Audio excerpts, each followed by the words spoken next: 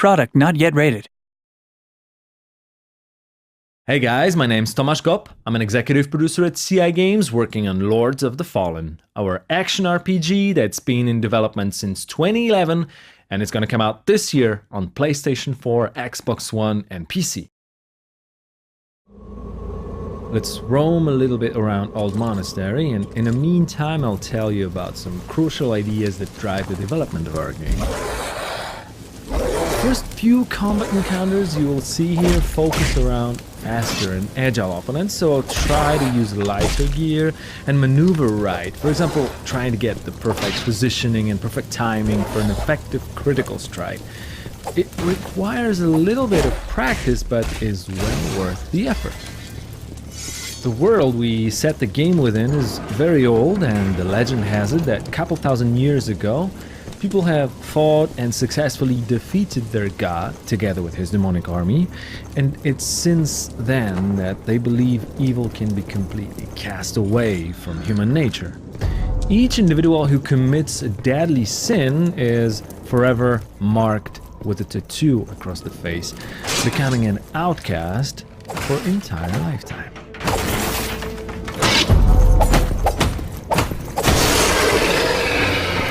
Anybody here? Harkin, our hero, has a very dark past behind him, and because of that, when the demons, or the Roger as we call them, started to reappear, he is assigned to face the threat. It's almost as if people believe that they can fight evil with evil. Oh, and by the way, it's worth mentioning that we really put a lot of work into highlighting the feeling of intense duel within each single one-on-one encounter that you will come across.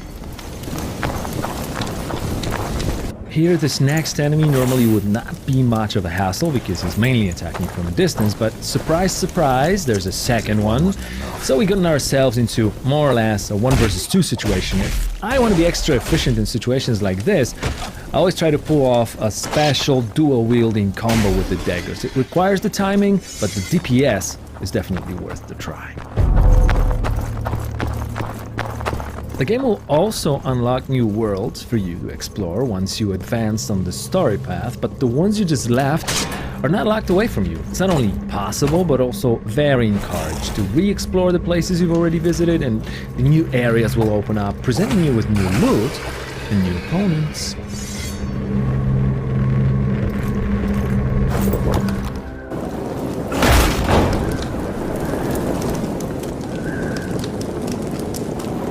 All quiet here too, old man.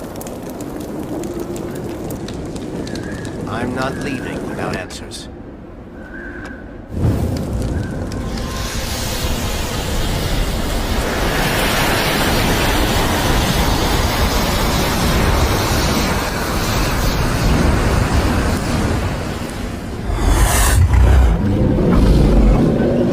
This one here is a different type of opponent. He's bigger, stronger, more aggressive, but also he's not defending himself, so I'll try a different type of timing with this guy, using a heavier gear.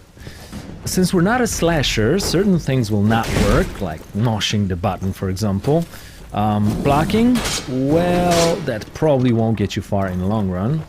So let's set the pace right here. I'll get in, wait for a time to deal slower and stronger strike, then get out, rinse and repeat. It's quite useful with heavy weapons like this hammer, and you can even charge the attacks. Another one bites the dust.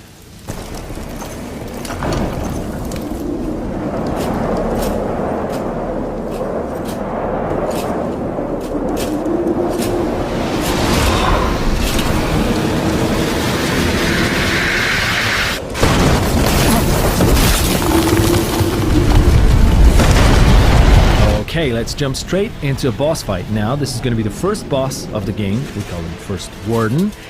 And we wanted him to resemble an honorable knight, fighting and obeying his demonic codex.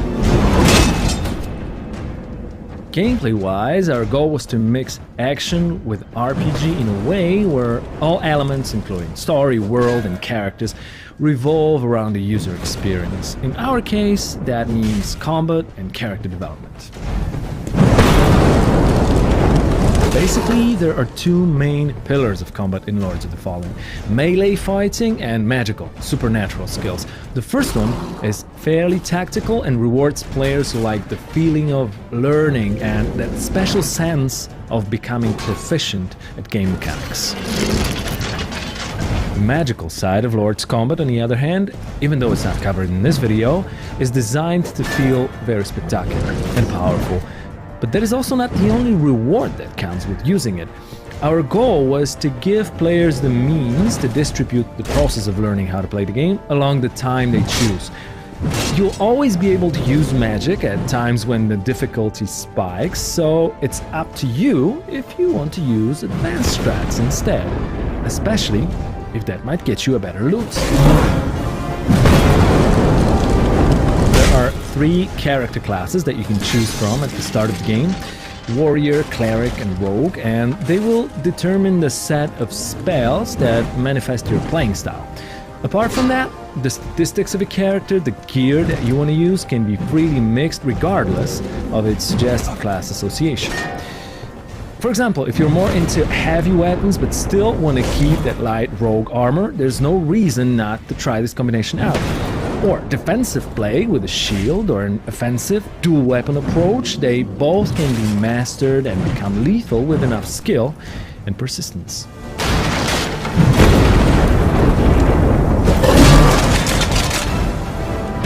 The last stage of the first Warden fight is where it gets interesting, because we finally managed to destroy the shield, making him a bit more vulnerable.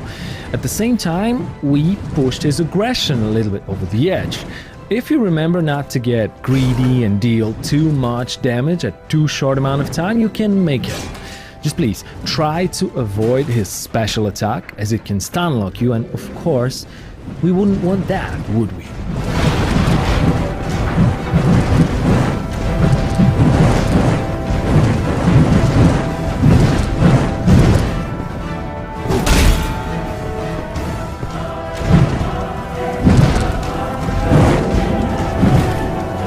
Thanks a lot, guys. That's the first gameplay from Lords of the Fallen, and of course, there's way more to come, so keep your eyes on our website and fun page. We want to make sure you know everything you wish about our game before it gets to your PlayStation 4, Xbox One, and PC.